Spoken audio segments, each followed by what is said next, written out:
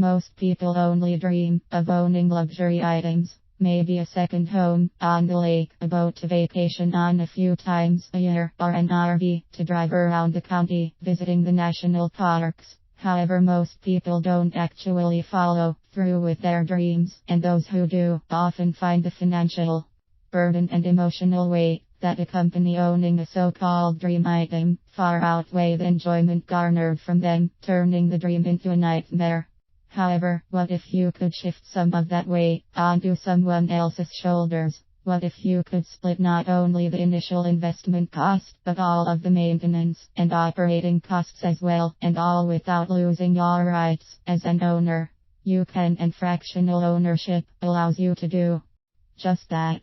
Fractional ownership is just as the name implies. You own a fraction of an asset. To use a simple example, let's say you want to buy a vacation home that costs zero.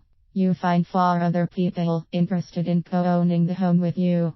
Now, each of you only pays zero as your buy-in amount, or initial investment, and all operating costs associated with owning a home. Taxes, utilities, maintenance are split 5 ways. You still have all the exact same rights as if you owned the home on your own, but you only pay 1/5 of the costs. You can even sell your 1/5 share when you no longer wish to own the home, and pocketing any appreciation, just as you would if you owned the home by yourself.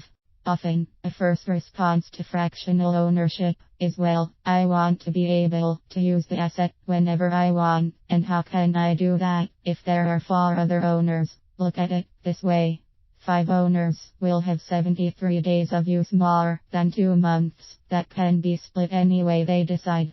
You can do month blocks, week blocks, or schedule individual days of use, whatever works best with all of your schedules. Working with other people's schedules is much easier than most people think, and scheduling conflicts rarely arise. However, if you don't feel like managing the asset yourself, there are plenty of companies that are happy to take care of the management for you, including scheduling.